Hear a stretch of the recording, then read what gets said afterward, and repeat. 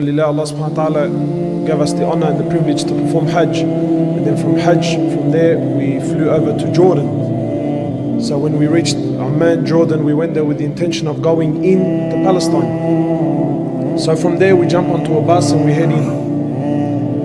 And as you get to the borders, you see the Israeli flag stands extremely high. And subhanAllah, automatically your heart starts to beat. Because hearing is not like seeing.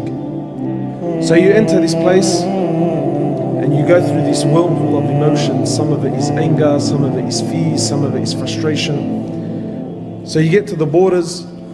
Keep in mind, you're an Australian, you got an Australian passport, and you get there, and wallahi, from as soon as you see them for the first time, it's like something enters the heart. It's like a poison enters the system. And from as soon as you make contact with them, no smiles, no welcomes, no nothing whatsoever, you're automatically made to feel like an outcast. So you get to the border there, they take you off the bus, you walk in, and you sit for an hour, 2, 3, 4, 5, 6, 7, 8, and you haven't been questioned yet. You're an Australian that wants to go in, and you haven't been questioned yet. And as you sit and you watch, you'll see a Palestinian citizen, an old senior man, a man who we might call Ammar or Hajj, or an old man at least at the age of 70, 75 years of age. And you see a young Israeli soldier, a female, maybe about 18 years old, 19 years old, talking down at him, giving him orders, Wallah al-Azim, like he's an animal, like he has no value, no worth, nothing whatsoever. Talking down at him, full if you could call it talking, it was more like barking, right? And you feel it, Wallah al-Azim, you feel it, and you sit there and you bite your tongue. And this is a Palestinian. This is an old man who is supposed to be receiving some sort of respect, and he's been spoken down at by a little 18-year-old. Anyway, so you sit there, and then eventually they call your name, and then a young lady, and don't think it's a coincidence that they're ladies. It's not a coincidence that they're ladies. Then a young lady will come over, she calls you out, and you got to follow her. You walk into the room, you sit down. Who are you? Why are you here? And then she starts to ask, why have you come to Palestine? And what, sorry, they call it Israel. But why are you here? What business do you want from here? Why do you choose to come here? Why didn't you just go straight home?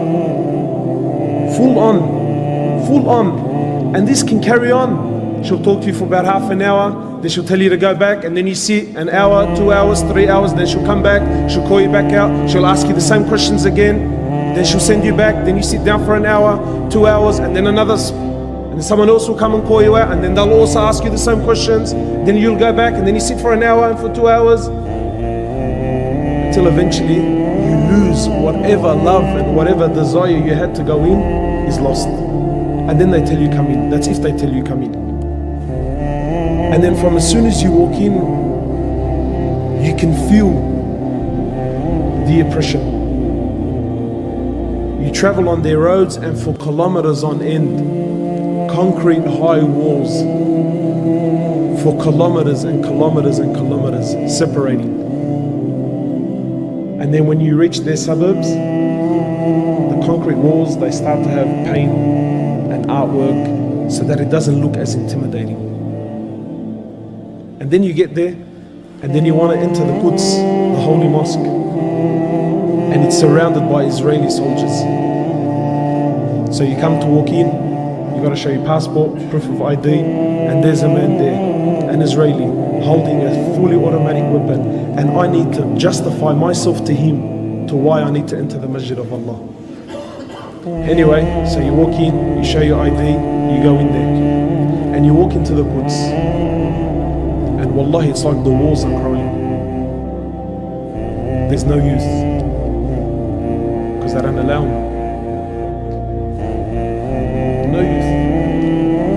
You walk in and they have a stand, a glass stand, with a collection of bombs, grenades, shells, things that have been fired into the masjid over the period of years. Look at the shells made in the USA. Anyway, so you pray your Isha, and maybe now you're thinking, maybe I'll stay and make some dua. No, you can't stay, brother. Why? Because they got to lock up the masjid. 9:30, everyone's got to get out. But who does the final inspection? They do. Do you think they honor the masjid and take their shoes off? They walk in. And while all this is that you can absolutely say nothing. And then you speak to the local and you tell him, how come, how come they, where's all the Muslims? How come there isn't more people? He tells you, brother, I have to show my passport and my ID 5 times before I reach the doors of the masjid.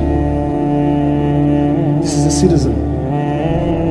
He has to show his ID and his passport 5 times before he can reach the masjid. And if he forgets it, so let's just say he's forgotten, right? He can get charged. He falls into harm. You imagine, in this country, you cannot possibly, you cannot travel from 𝗟𝗶𝗲 to say 𝗟𝗶𝗲 to 𝗟𝗶𝗲𝗲. Say from 𝗟𝗶𝗲 to 𝗟𝗶𝗲𝗲. You get stopped twice. This is for the citizen, never mind the tourist. The citizen, his own country, he gets stopped twice. And twice he has to stop, prove who he is, get out of the car. If his wife is with him, she also has to get out of the car. The car's got to get inspected every single day. And if this brother has to go to 𝗟𝗶𝗲𝗲 twice, 3 times, 4 times, it's the same guard. He's seen him the first time, he's seen him a couple of hours ago. Him, his wife, his kids have to get out of the car and they have to inspect. But it gets worse. It gets worse. So we're traveling along the highway and you see this beautiful land of Palestine. And in the midst you see this odd object, this object that has nothing to do with the surroundings. And it's a container. Just a container that's sitting in the middle of bush. You think, how did that possibly get there? You know what it is, brothers? It's Palestinian land that some Jewish person puts his container on there, but it doesn't do anything. And it sits for a month, 2, 3, a year, 2 years, until it becomes normal to you. Until the Palestinians no longer question the container. And then what does he do? He builds a house there. It's become his land. That blunt, it's not, it's bluntly. And you see these little containers everywhere. And you see these little containers everywhere. When we went to Masjid al-Khalil, that's where our Prophet Ibrahim 𝐴𝐴 is buried. Masjid al-Khalil was a masjid that belongs to the Muslims. In 1994, Salat al-Fajr, the Muslims were there praying Salat al-Fajr. A Jew from the States, a doctor, walks in and opens fire to the Muslims that were praying. While in sujood, kills 30 and wounds 125. So what do you think happened? I'll tell you what happened. They closed off the mosque. They made an investigation. You know what the result of the investigation was? They turned half of it into a synagogue. And this, whatever you want to call him, his grave became a shrine. And extremist Jews used to go there and make pilgrimage at his grave. A hero. You know, my brothers, wallahi, when you visit Palestine, it's not like hearing about it and seeing it on TV. You see the oppression in the eyes of the Muslims. Wallahi, you see. And you can see in their eyes that they've given hope in the Muslims. You know, they talk about Islam. You know, when you go there, you feel the presence of Salah ad-Din al-Ayyubi. And you feel the presence of Umar ibn al-Khattab. The reality is that they want you to forget about Palestine. And that's the truth. They don't want you, they don't want your money, they don't want your tourism, they want nothing. You and this place needs to finish. And so long as this place is not in the eyes of the Muslims, it's not in the hearts of the Muslims, then for them this is good. Have you ever asked yourself, why is it we know so little about Palestine? I'll end with this. This was a request of the Imam of Masjid al-Quds.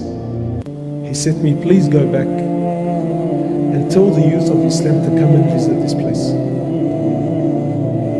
He said, come and visit. Jazakallah khair.